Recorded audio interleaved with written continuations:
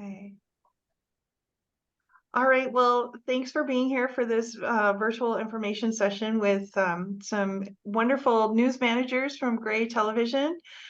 So with us today, we have Tracy Sabo from KTUU in Anchorage. We also have Chris Passon from KPTV in Portland, Beaverton. I've been to that lovely station. It's a great place. And then we have Matthew Vaughn from Colo, Reno, Nevada.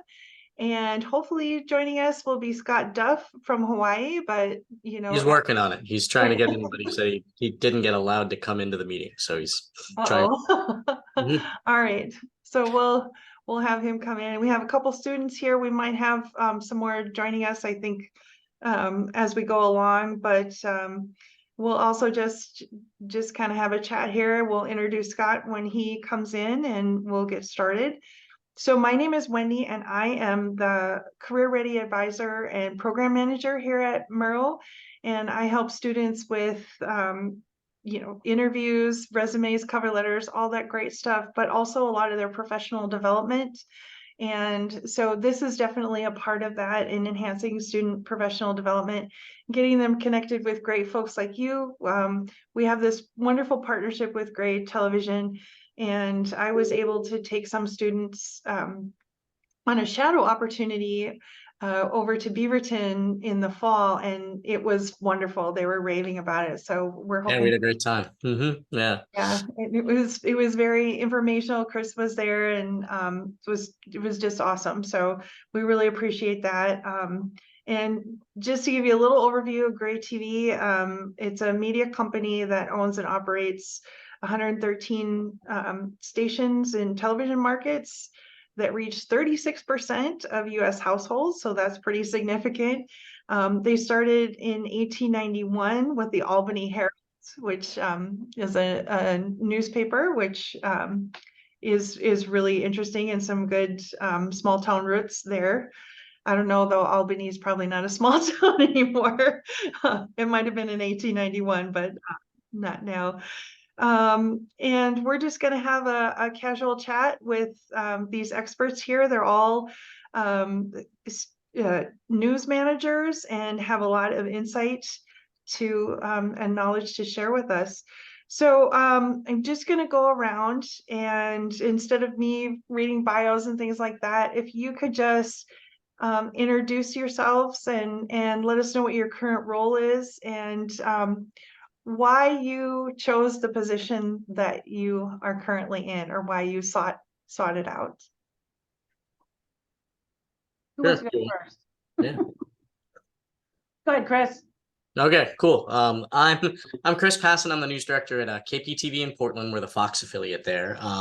I've been in the business for 25 plus years, worked in a bunch of different cities, and big cities like Atlanta, smaller places like Albuquerque, and settled here in Portland for the last 15 years. And I started out as a producer, and really just learned a lot from news managers and wanted to be a news manager based on that. Those are the people that, I admired in the newsroom and learned the most from. And, that's how I kind of built, my goal to go into management. And now I've been in news management for the past 20 years almost. So it's a lot of fun. All right, my name's Tracy Sabo. I am the news director at KTUU and KYES here in Anchorage, Alaska.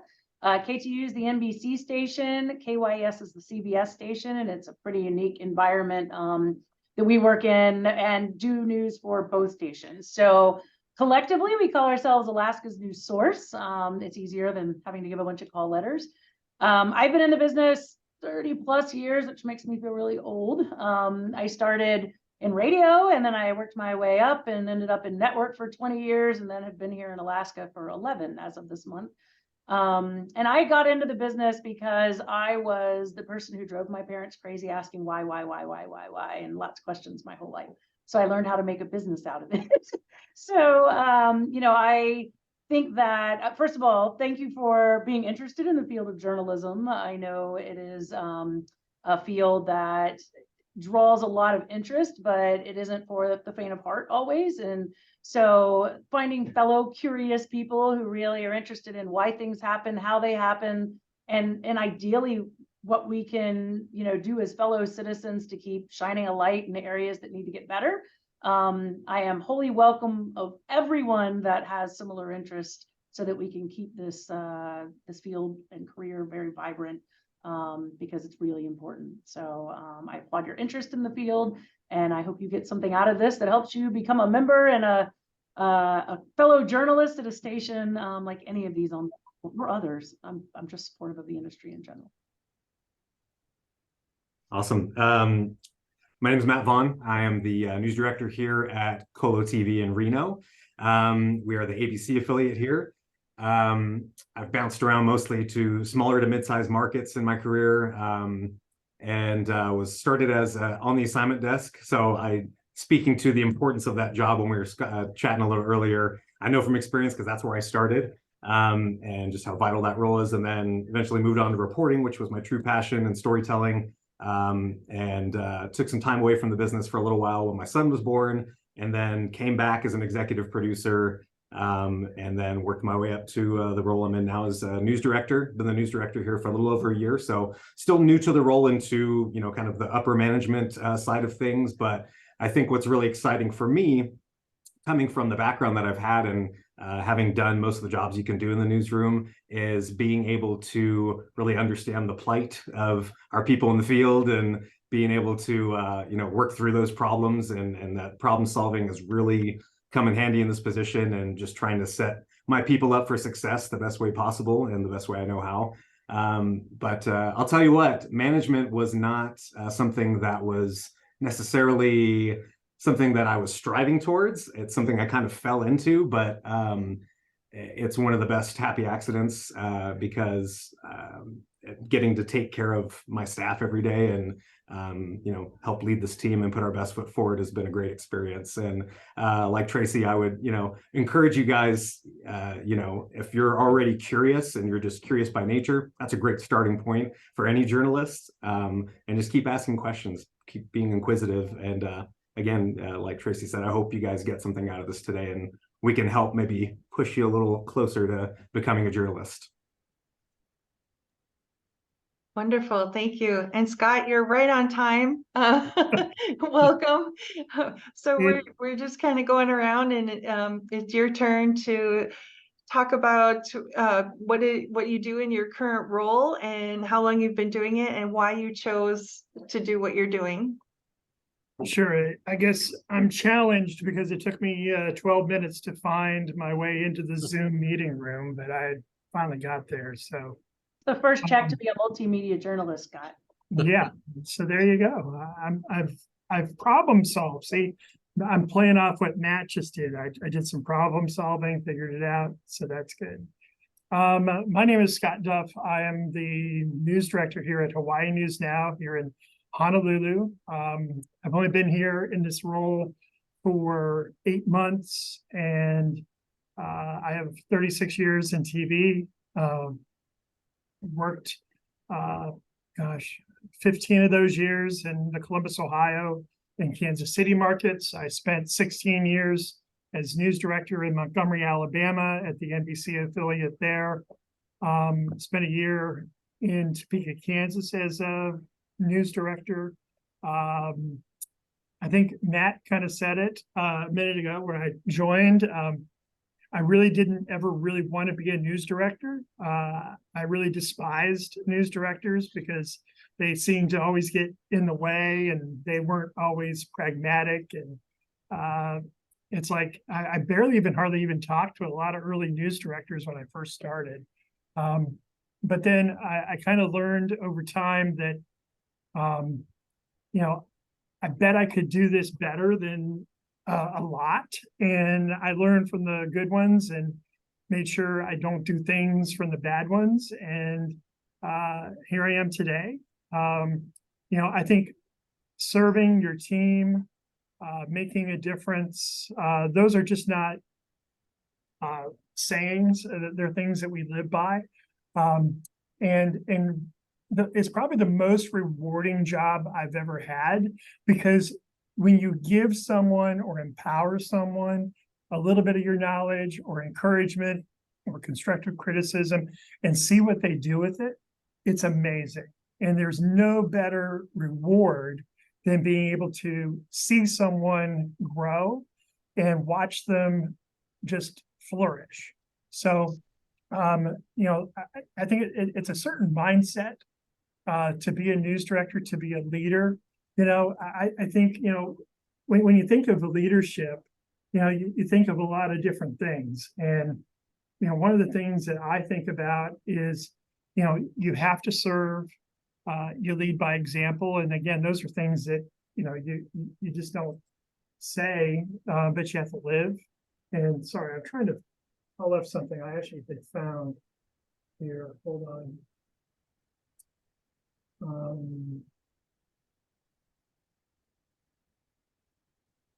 There it is.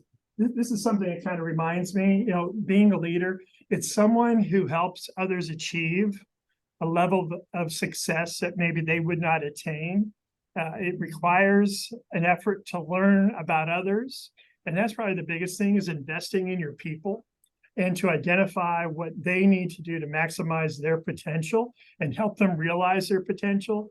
And then always being able to accept responsibility, but don't, take the credit, and, celebrate your team and not yourself. Even though you might have had the idea, you drove it, you made it happen, it doesn't matter. Celebrate your team. It's about we, not I. And then, measure success through others. Don't measure it through yourself and what I do and what do we do? What do we do as a TV station, as a group, as a newsroom, and go from there. So anyway, that's a little bit about me and how I go about things. Thank you. We'll just keep doing the round robin. Does that sound okay? We'll stick with the same order. So this is something that when I was younger, I never even thought about, but it is a very important concept nowadays. So how would you describe your workplace culture? You're all working in different stations, and there may be similarities and differences, but when we're thinking about workplace culture, it's kind of like, what, do you have diverse teams? Do you all work very well together? Is there conflict? All those wonderful things. But overall, that culture, do you think it's supportive? Is it, do you have autonomy? There's lots of different ways you can go with this, and I'll let you answer however you want, but we'll start with Chris again and go around and yeah. No, I mean, culture is like the big buzzword right now. You see that everywhere. What's your culture like? And you're expected to say, well, everybody gets to work from home 7 days a week and it's perfect. And everybody sings Kumbaya together and it's beautiful. But no, I mean, news is a hard business. I think the thing that we have to do as leaders in newsrooms is realize that it's, about the people first, and finding people who are going to, get along together and work well together. We often tell applicants when they hire, or when we're trying to hire them here, that we'd rather go with somebody that fits into our culture and would make our newsroom run smoother than the person who has a lot more experience and might even be more skilled at a certain job, because that at the end of the day is, what we do needs to be a team effort. It's like a team sport. And, if people can't get along and work together and make tough breaking news day run the same way that a regular news day does, then it really you go through these highs and lows, and it's really difficult to be in the business, and people burn out all the time. So, I think, this place, like this station, particularly in Portland, like I'm lucky I've got my GM and I have worked together for 14 years, pretty much almost entirely. And there's a lot of continuity of management and continuity of vision of what that culture needs to be. I mean, I walked in here and interviewed and thought to myself, this isn't real.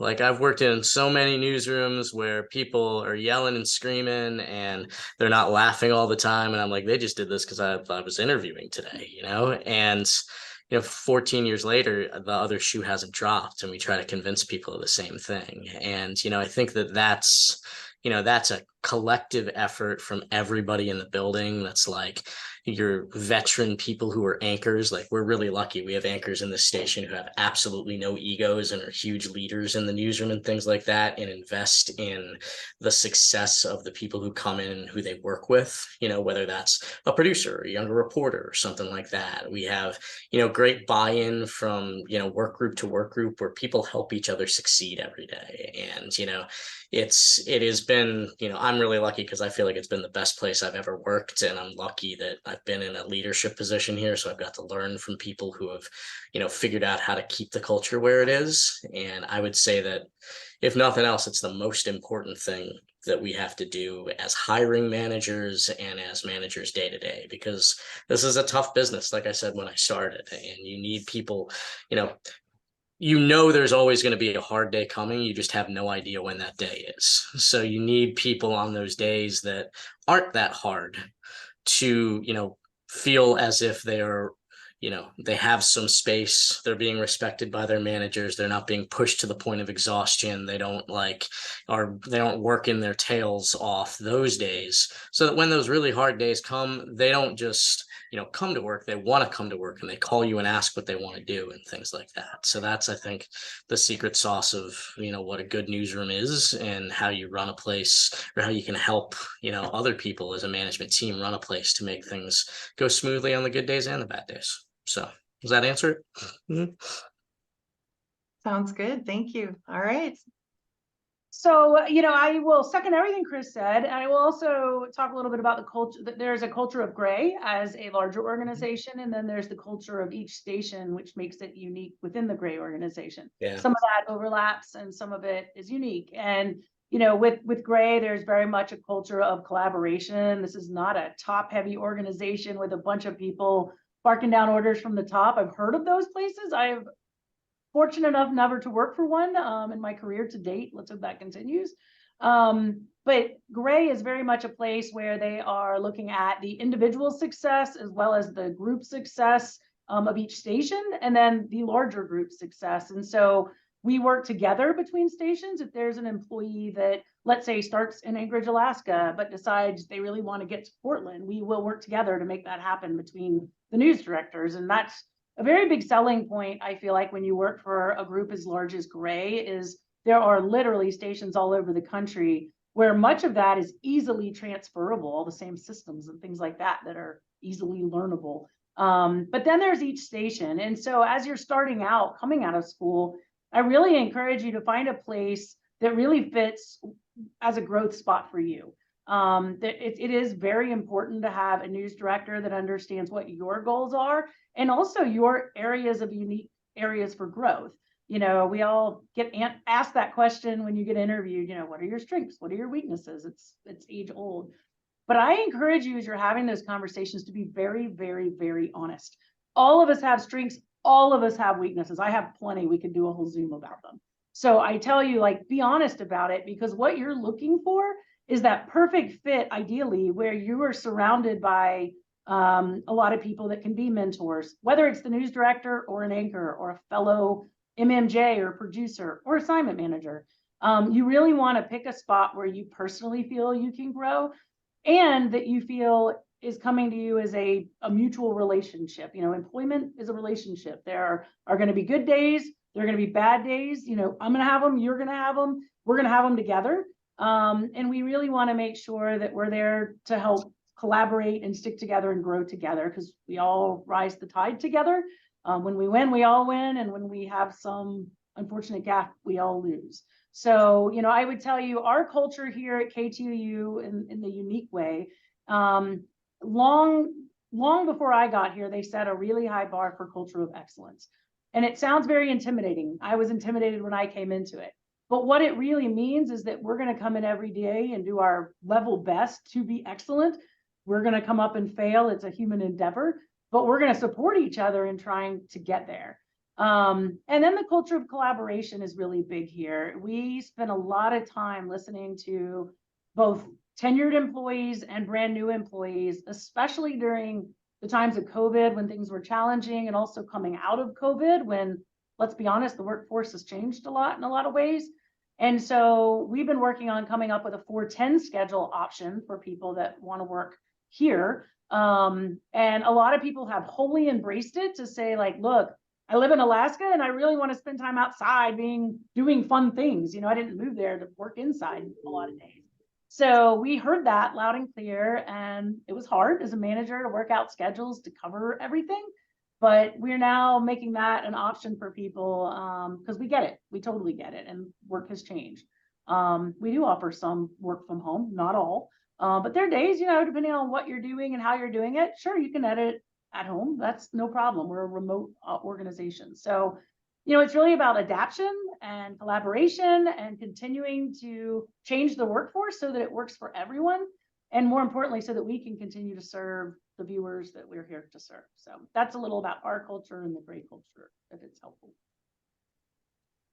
Yeah, definitely, second everything that Chris and Tracy said. And I really think it, culture has become one of the most important things for employees nowadays when they're looking for a place where they want to call home and they want to, spend their days, putting in the work. And I think it really does start from the top down. And Gray has been a great company to work for the entire time I've been an employee of them. And I think you really feel that, that principle that they want to take care of their people and, their employees. And I think really helps, of the trickle down to the other stations. I'm very fortunate. I feel very blessed that I've got a great staff, and it makes my job really easy on some days. I've got a great GM that I work with, because it really, as Chris was saying, it's a team effort. You can't do this in a silo. I mean, there's so many different moving parts to get a newscast successfully on the air and to do it well, that you really need all the moving parts. You need everybody to be firing on all cylinders and giving their best work. And when you have a place that's encouraging and supportive and empowering, it really makes a difference, because when people come in, they want to do their best work. They want to put in 110% and really, put their best foot forward. So, like Chris, we have a lot of veterans compared to some of the other stations in our market, folks that have been in the business 30 plus years, some of them, most of their career right here. So they've got all this institutional knowledge that they're able to share with all the young people that are up and coming and starting out. And that's the greatest gift that any news director can have, is having those experienced people to help share that knowledge, because to your point, Tracy, good ideas come from everywhere. It's not just for management. We also are a very collaborative newsroom, have learned to work really closely with Fox 5 in Vegas, since they are now under the Gray umbrella, and just how can we, make sure that we're giving the most complete coverage to our viewers of what's happening in the state, and really working with other stations. I think that it really shows across the company when you see the cohesiveness that's been kind of built in over the years. And I will just kind of also touch on the fact that, putting the employees first, and really, taking the time to get to everybody, know everybody and their strengths and how to help them succeed is just so important for any newsroom, because you'll find that in some newsrooms, all it takes is one person with a toxic attitude to bring all the dominoes down. And, really it's about building a culture that, hey, we want people that want to be here. They're going to, be here for the team, and they're going to support one another and help one another when they need that assistance, or they need that support. And those are the best kinds of newsrooms to work in. So, I feel very fortunate that we've got a great culture here. So, Thanks, Matt. Hey, and I'll say this, Wendy, the group with Tracy and Chris and Matt, this is an outstanding group of leaders. And I think the students are in for a lot of great information. It's really amazing. Gray publicly today kind of came out and made an announcement that they're kind of using a new brand for the company, content, community, and culture. You hear that? Culture. That's how important culture is. And it's from the CEO all the way to each of these newsrooms. And that just came out today officially, even though I think it was released at a GM conference a couple weeks ago. So that, if anything, tells you how important culture is to this company, how important it is to Chris, Tracy, and Matt, and me. And I think culture starts with character. I can coach anything. I can help you be a better writer. I can help you be a better reporter, producer, whatever. I cannot coach your character.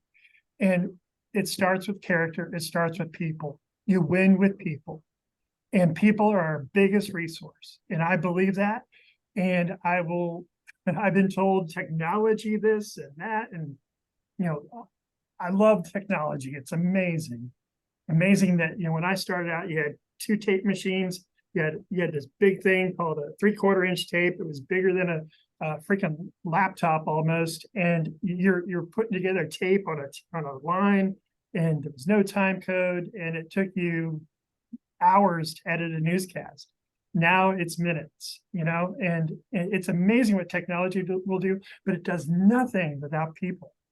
And you need a great newsroom with a great culture. And culture is defined by so many different things.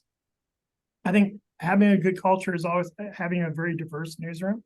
I was in Montgomery, Alabama, where the population of Montgomery was about half was Caucasian, the other half was African American. I come here to Hawaii, and I think the Caucasian population is about 15%. Asians, American, Pan-Asian, whatever you want to call, you're about 75%. African Americans probably about 8%, and then the rest. And I think diversity and that part of the newsroom is so important. I can't tell you the number of times I leaned on our African American population in Montgomery to make sure we had the right tone of a story. As I learn here, you're always learning, and you're learning about your area. And that's what I'm in the middle of doing right now, where, Chris and Tracy and Matt have been in their markets for a little bit. I mean, that's how I knew Montgomery. I knew it inside and out. So this was a whole learning experience with me, but the team here is second to none. I was blessed to have a great team, and I helped build that team. I think I hired 90% of everybody at that station in Montgomery today. But I'm inheriting a whole team here. And you have to sell yourself. You have to sell a message. You have to sell what you can bring, because this is a great newsroom. And I think, how do you add to the culture? I think it is listening. It is, I have some key people here that I listen. There are things that I might think I should do, and then I bounce it off that. So there's a lot of collaboration. I want to make sure I have the right tone, right messaging. You lead as a group in many ways in a newsroom. You talk to your anchors, you talk to the producers, you have relationships with every one of your team. You got to know about them too. And if you care about your team, oh my gosh, and you invest in them, and say it's 10 minutes or 15 minutes, or maybe it's an hour, and you're going over ways to be better, that investment comes back to you times 10 or 20. And it's like, I'm so glad I did it, even though it might be the most challenging discussion you may have had in the day, but when you end the conversation, you're usually in a better place. And that's what I love, the passion for people. And if you have the passion for people of serving the community, if you get to the chance of moving into a management role, you're going to remember key things, and you're going to remember what to do. And there's so many different things, but understanding and knowing your team is so important, because then you can relate to them. I always think about, I really don't like when people say, well, there's the boss.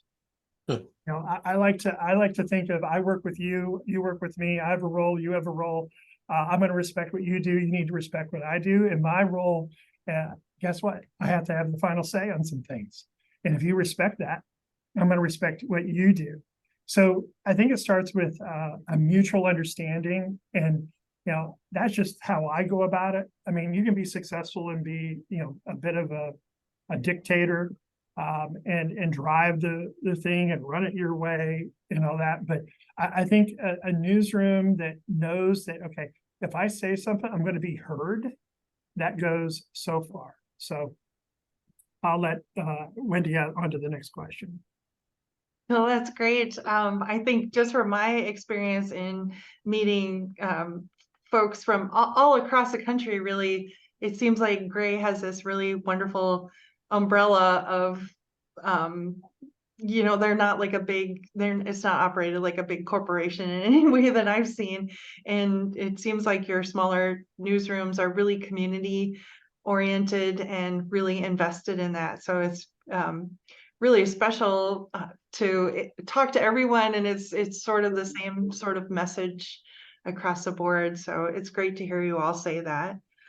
When you're considering, bringing someone on your team as a candidate, and I don't know how many of you all are deeply involved in the hiring process, but what do you really prioritize? I know that can be kind of a complicated question, but is there a word or a concept that you can think of when you're interviewing someone, or you're considering bringing them on your team, that you would prioritize when considering them as a good candidate for hire? And we'll just keep this round robin thing is working so well. Let's just keep doing that if you don't mind.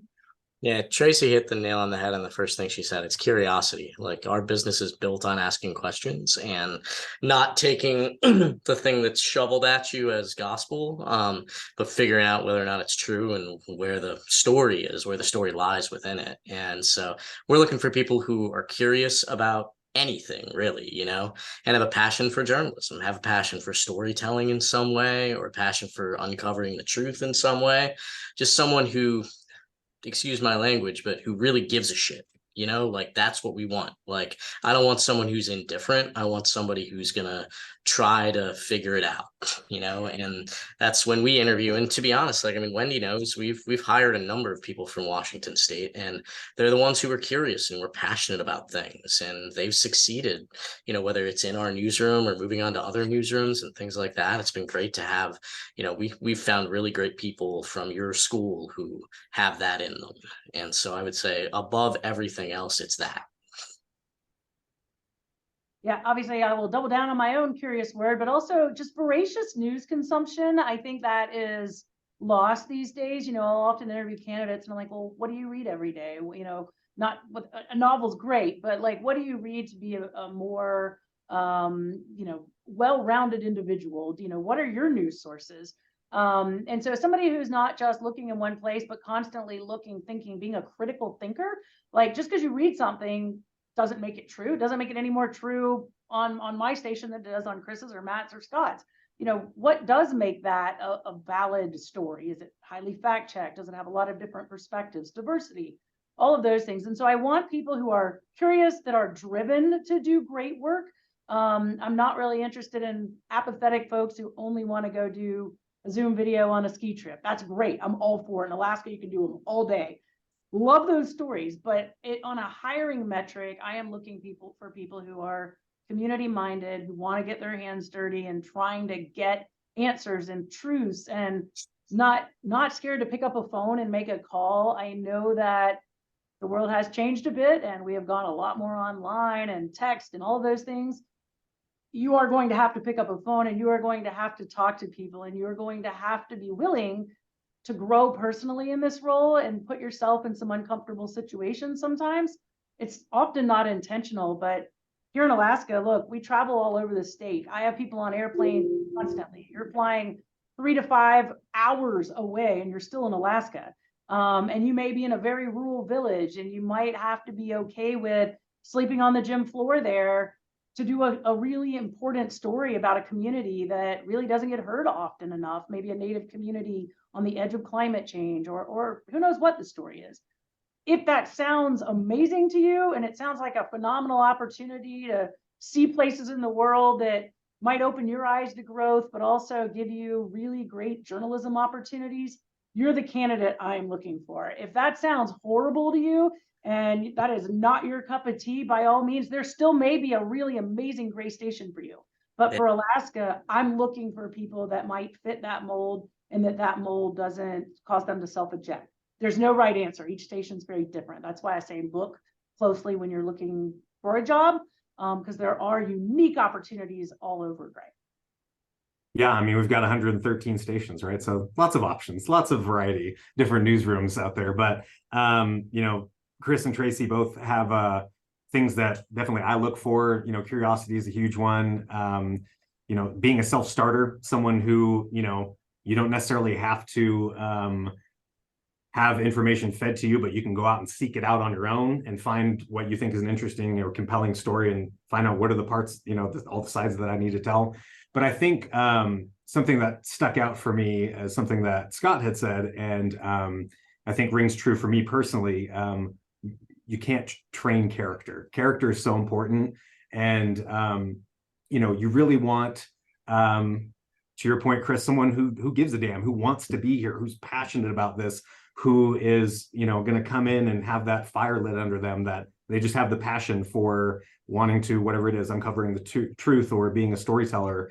But, you know, I think more than anything, just, you know, having that can-do mentality and, you know, a team attitude. Because again, it's I think Scott had said this, it's not I, it's we. We do everything as a team, you know, and you really need to be on board with that attitude and have the right attitude when you come into work every day, because we deal with some really heavy stuff sometimes and have really tough days. And so, you know, not everybody can cut it in this business, simply because it can be emotionally and mentally draining at times. But if you have a true passion for this and you really love it, you know, the good days will outweigh the bad, for sure. Yeah. But, you know, I think just having the right attitude and the right character is huge for me. Yeah. Scott? Yeah. Yeah, good point, Matt, Tracy, and Chris. You know, I really think, you know, the recruiting process, and I am certain in Tracy, Chris's, and Matt's newsrooms, they're all involved in the hiring process. You know, I think it's too important. One bad apple, as I think Chris mentioned, can lead to disaster. And I've heard that story from news directors. You know, they had a really good newsroom. There was a questionable hire, and it, you know, that person turned their newsroom inside out, and it was not a good situation. And, you know, I think we're all heavily involved in that process because, you know, certainly you want to empower others to do, you know, part of that, because that's part of your growth. You know, you don't want to be doing every interview and living in a silo. And that's where I think that's where you get all sorts of different opinions. And, you know, when we have a candidate come and visit, we have an agenda, and you're going to visit with me for a little bit, but you're going to spend more time with the newsroom, and you're going to get a sense of what that culture is. And the one thing that I can tell you that in my newsroom in Montgomery and here, when people had a chance to interact with the team, they felt the warmth, the culture, the nurturing atmosphere. They felt all those things. So, you know, I think asking questions is so important. And that whole thing, I always tell people, be curious. And it was great to hear that all of you have that same philosophy. You know, I always say, be curious, ask questions. You know, I was on the phone with a producer candidate today. I think the person asked me 2 questions, and I was like, you don't want to know anything else? You know? And I'm like, come on, you know, and I'm not saying it's going to sink the candidacy, but I was a little disappointed, to be honest, that I only had 2 questions. You know, I like someone that's asking 10 or 20 questions. I don't care. I'll sit there and answer as best I can. That shows me initiative. It shows me that they're, you know, it speaks volumes when you ask questions. It speaks volumes when you know maybe some of the news of the day. You know the team. Maybe that you've actually watched a newscast. You know, that to me, if you want to be in this business, you better be consuming local news. And whatever that station is, hopefully it's a great station. I don't think we have one in the Washington State area, but anyway, you know, hopefully you're consuming news. Maybe you're watching Portland there with Chris. But you know what's on the news app. You're seeing what the local issues are. That worldliness is something that you know, folks coming out of school, no matter who they are, best, brightest student to the struggling C student, they don't have the worldliness that I would hope that they would have.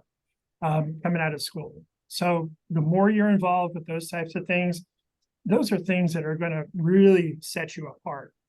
You know, I think being a strong writer is so critically important. You have to be nimble to navigate all the different platforms. I mean, and that's the one thing about television. It is adapted, it has survived, it is the strongest media group. I mean, we're everywhere.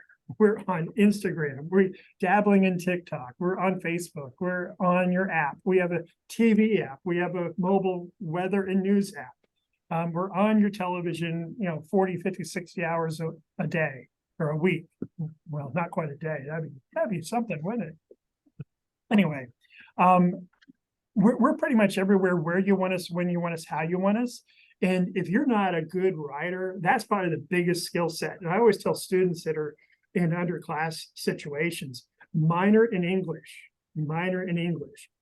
I have actually hired English majors and taught them journalism. And that has been maybe a better experience than someone has the big journalism degree. Now, I would prefer the journalism degree because there are a lot of things that you can learn with that, but a really good writer you can write your ticket to success. So that's a skill set that I'm really looking at. And the rest of it, even writing, we could teach, but if you can come out of school being a strong writer, you can go pretty much wherever you want. Most of us do writing tests, right? Like I know we do. We have candidates go through writing tests, so you should expect that. Yep. Yeah. I mean, just to dovetail a little bit off what Scott said, like, don't be afraid to ask to talk to people who do the jobs that you're asking to do. Like if a hiring manager is preventing you from doing that, then there's a problem. Okay? So, ask to talk to producers if you want to be a producer. If you don't know what an assignment editor is and there's an assignment editor job, ask to talk to one, because we found like there was a student last year from WSU that didn't even know what an assignment editor was, figured out what it was, and was like, oh, that sounds really cool. I like getting to the bottom of things and figuring out what's a story and what isn't. And now he works with us, so it's, figure out what the jobs are and whether or not you'd really like it from the people who do them. Yeah, that's a great point, Chris. Just to piggyback on that, I've had several candidates and recent hires that I've done where they've asked, hey, can I get contact info for someone in that job in your newsroom? Absolutely. And so I think it's it's an opportunity to learn more about the culture and all the different things that happen in the newsroom to find out, is this really a good fit? Is this a place where I can see myself being happy and thriving? Yeah, absolutely. And please do your research. What Scott said is really important on, like, if you are interviewing with a station, watch their newscast or look at their website and see what kind of issues are going on there. And I say that because that will put you ahead of a whole lot of people that I interview. And then it comes down to like, well, what kind of news is important to you guys? I'm like, so I'm judging you for, let's say, a reporter position, and you've done no research. That to me tells me that there's already a deficiency in your skill set, that you haven't done some research before you've engaged in this interview, if you will. So, that is one thing. Whoever you're about to interview with, I know it feels like round robin a lot. You have a lot of them, but spend a little bit of time that day or prior making some notes and looking into that station to see what types of stories they cover most often. That's really important. I think that was a big thing when I started here was I knew a bit about Edward R. Murrow, but boy, I thought I better brush up before my interview, and I was asked what I knew about Edward R. Murrow. So yeah, and we have that benefit nowadays to go online and watch newscasts and that, which we didn't have back in Walter Cronkite days. But well, and back when I was hired, when I went into network, it's really interesting because we don't do it now. I should, but I don't know if any of you had this experience, but we got a test. It was a current events test. And even to get in through the first interview, they showed you faces that might be on the news nationally. Internationally, you had to know a little bit about some of the big issues of the day, and you had to pass that test to even get into the interview. And it was a time test. So I ask you, if you're sitting on this call and you're about to graduate, could you pass a test like that? If not, it's probably time to bone up on some of that stuff to make sure, in case you get one, because I might institute it. But either way, it should be part of your knowledge as a newsroom citizen. Great. Well, do any of our student participants have a question that they'd like to ask of our wonderful panel here?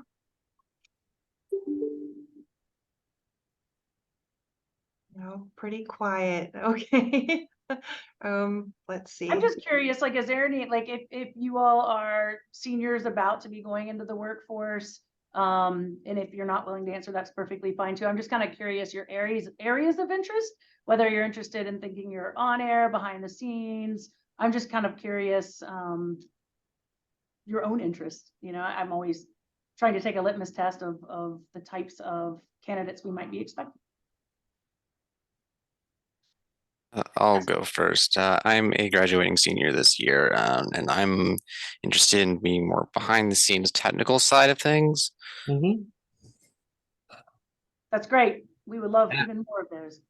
Yeah, that's awesome. I think that's like we have a lot of different we actually, there's a person who graduated from WSU last year who's a technical producer for us. That's what we call a director, essentially, who does automation and things like that. And he's awesome, and he got that job because those are jobs that people coming right out of college and wanting to work in a big city have a much better chance of doing than a reporting job or an anchoring job or something like that, So Or even photography. I have a photography job posted right now, and it's like we're looking for people that just really want to be photographers and editors.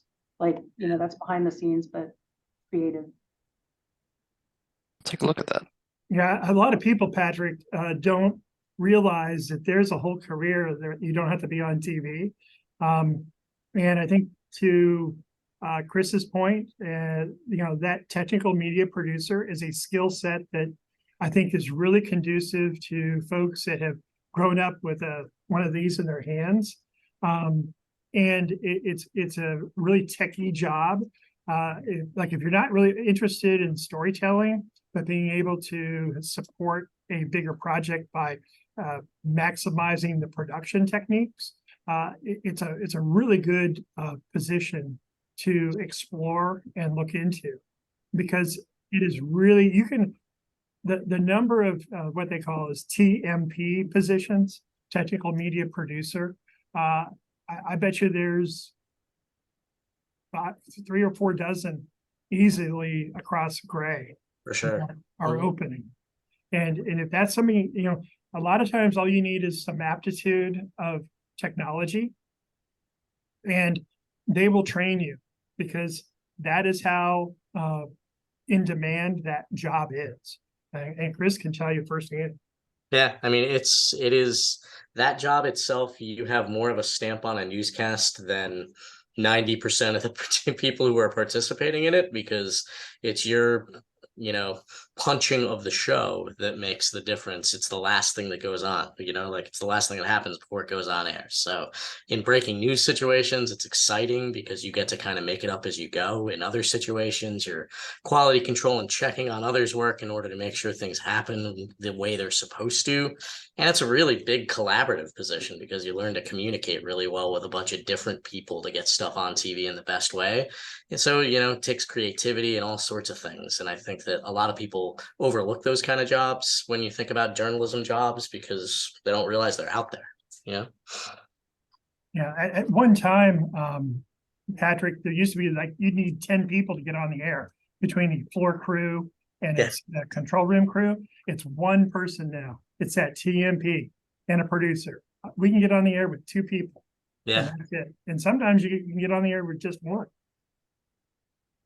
There's also great, just recently we do 1 or 2 at a time, depending, but they've launched a paid internship program, because a lot of people coming out of school, like you might think you know what you want to do, but you're not sure. You don't think you have the resume to get in and get that job for sure. And so this is the way we do it here in Anchorage is we have that position work a little bit of time with the TMPs and operations, the X amount of time in news, and then X amount of time in our creative services department doing some of the commercial creative work. Depending on your stated area of interest, we kind of target how long they spend in each of those stages, but it can be up to 90 days, sometimes a little longer, sometimes shorter if that's what the intern prefers.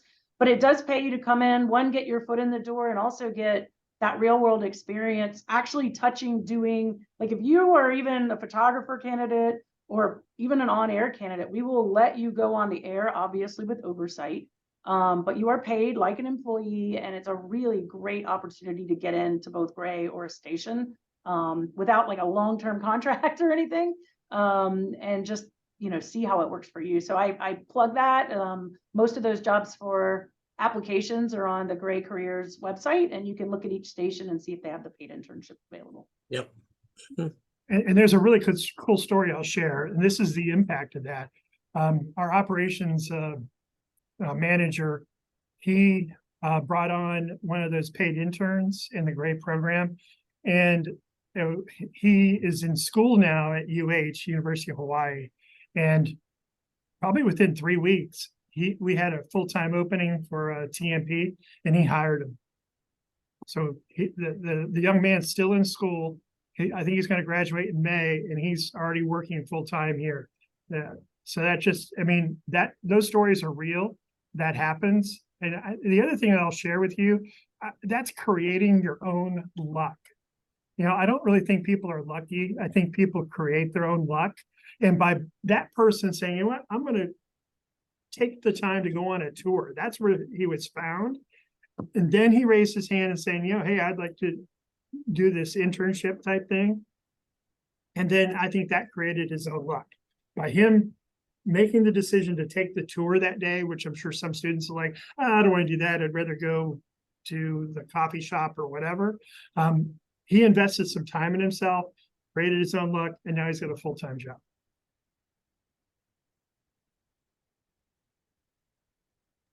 All right, Austin and Brooke, did you want to share what your major is and what you want to do after graduation, which is the annoying question.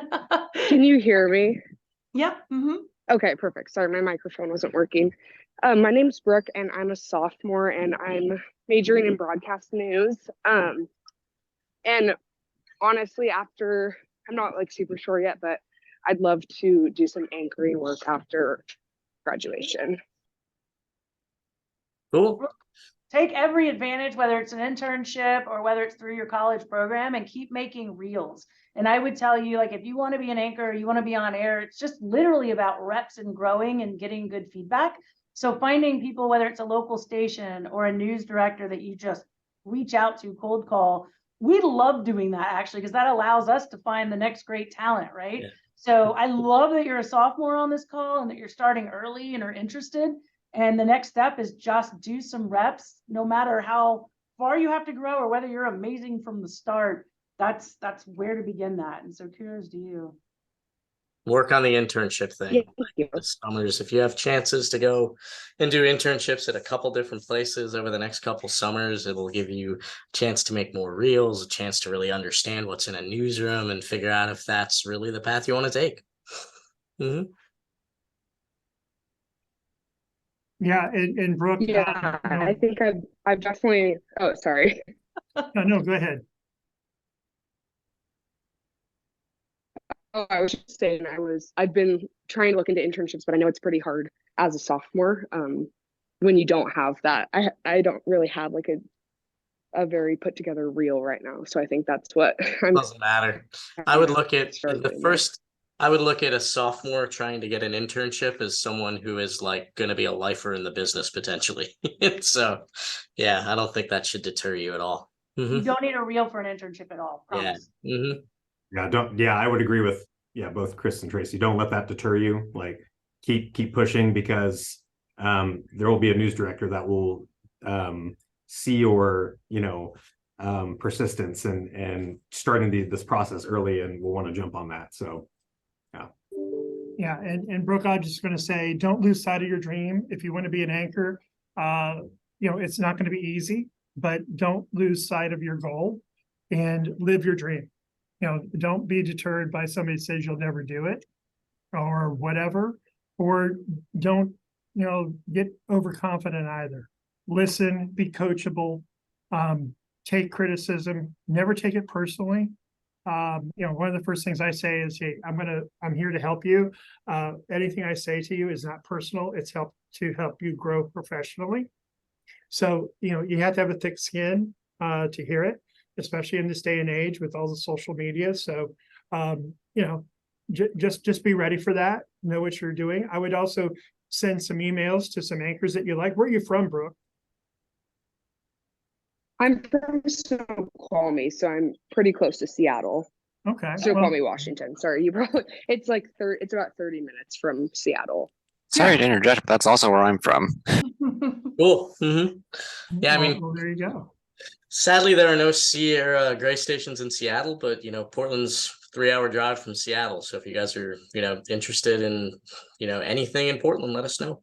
Hey, you know what? Or you don't even have to drive. You just get on a plane and come to Alaska. Exactly. Yeah.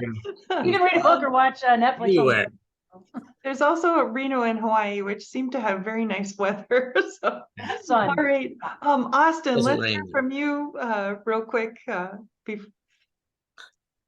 Yeah, so my name is Austin. I am also a graduating senior, graduate in May. I am also majoring in broadcast news. And the thing with me, like my big passion is like sports, but I'm also open and love to do anchoring and stuff like that as well.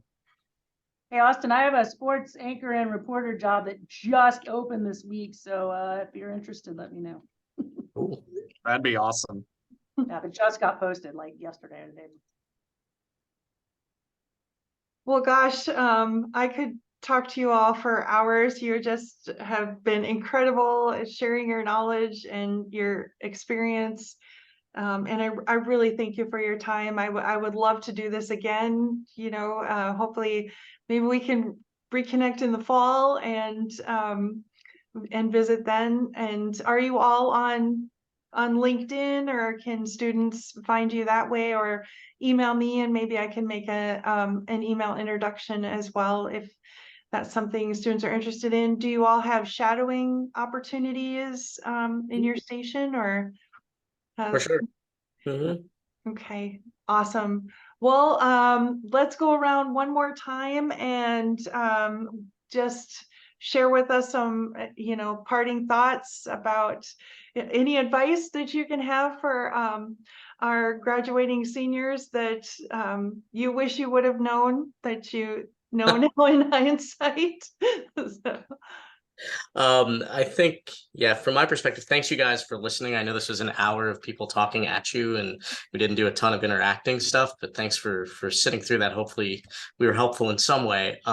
But my advice is, don't ever ignore any advice people are giving you, because I think they're probably trying to help in some way, even in the smallest ways. And, take advantage of any sort of mentoring you can get anywhere. If you have a connection with somebody who does something that you're interested in, soak that up, use it as much as you can, learn from those people, because those are the relationships that you're going to carry forward 20 years into the future. And on your third or fourth job, you're still going to be talking to that person about, what you can do to improve or how things are here, and still bouncing advice things back and forth with them. So, make connections with people when you're in places and doing internships or in your first job, and really try to take advantage of that.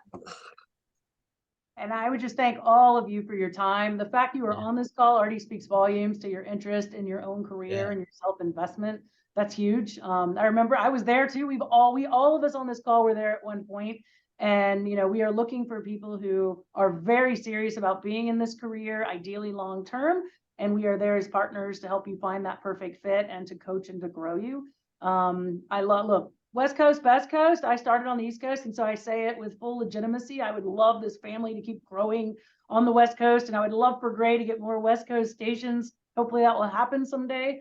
But I truly hope you all find, as you're coming out as a senior or as a sophomore looking for internships and ultimately a senior, that perfect fit that makes you the next us. We someday will be replaced by all of you, and that's our sincere hope, to help mentor and grow and build that next generation of amazing journalists, sports news, or behind the scenes.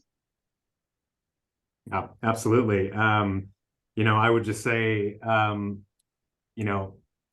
back to, I think Brooke, it was, just, be persistent, don't, I think one of the biggest things that stands out for me with candidates when they're applying for jobs is those follow-up emails I get, the people that, keep the communication going and they don't let it fall off, keeping yourself in the mix and always, checking in with people. And I think that's huge. And as Tracy had said, it speaks volumes that you're here now taking the time, to want to, sit through and listen to all of us just yap on for an hour.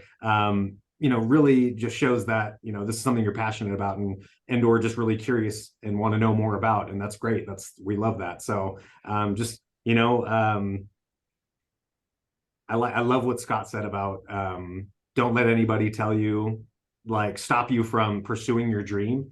I think it's really easy to get discouraged in this business and to get beat down because whether it's, you've gotten, a lot of criticism on how you put together a story, or maybe you just covered something that was really tough subject matter, really hard to get through.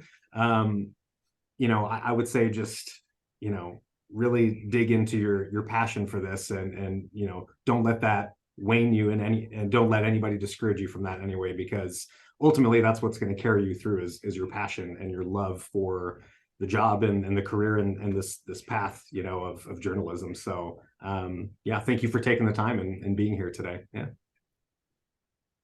And I appreciate your time too, because I think, as everybody has said, it shows that you really are interested, and you've already set yourself apart from everybody else that maybe doesn't take the time to listen to the recording. And I think that's really important. The other thing that I would encourage you to wrap onto is hard work. Don't let anyone outwork you. I will tell you, there's a whole bunch of smarter people, more interesting, more intelligent, sharper, whatever than me. But one thing that I have done in my career is I'm going to outwork you, and I'm going to get where I'm going to get to, even though it might take me 10 more years to get me to where I'm going to go. I'm going to get there. And if you're determined and you believe in yourself, there's so much self-doubt that creeps in no matter what you do. Don't start doubting yourself. Believe in yourself, but be open enough to let and listen. Because if people are talking to you, they want to help. It may not be the approach that you may like, or it doesn't fit me, but listen to them. Because if you listen, you can learn. If you learn, you can get better. And if you can keep that momentum going, it's going to be good. And I think that's the biggest thing. You have to have a thick skin. The advice that you've heard from Matt and Tracy and Chris is invaluable. I mean, you've got more than 100 years of news director and TV experience sitting in front of you here. And that's, that's a passion. Because this job is so hard, it is so challenging.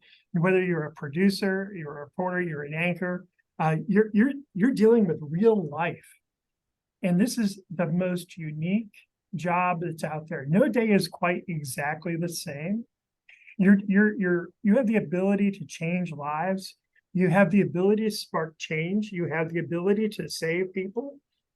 You have a chance to make a difference in their lives. And that's what we do. I mean, every one of our markets have dealt with severe weather, some more extreme than others. I've been in the middle of tornado outbreaks and hurricanes, to volcanoes erupting. That was a new one for me. And the community really depends on you. That they say that sometimes news is irrelevant and we're fake news and all that. But when everything is really going to hell in a handbasket, guess what?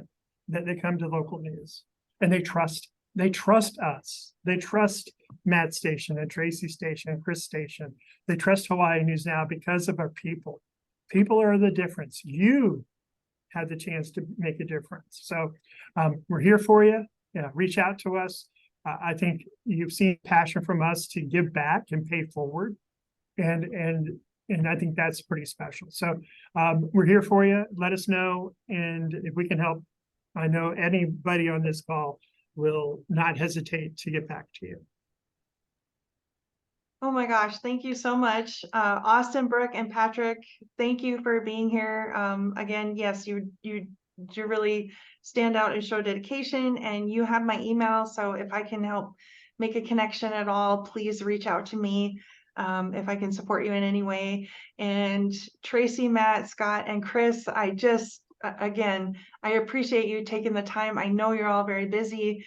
This was just so valuable and so enriching, and I really can't thank you enough. I'm a huge fan of Gray, and most of that really has to do with the people that I've met. You're just all phenomenal. You really care, and you're really invested in making a great place for folks to work. So I really appreciate all that, and I thank you very much. And also too, if you have any opportunities, please feel free to email them to me, and I'll get the word out to students, because obviously you're just a great organization to be a part of. So thank you again, and I know you all are busy.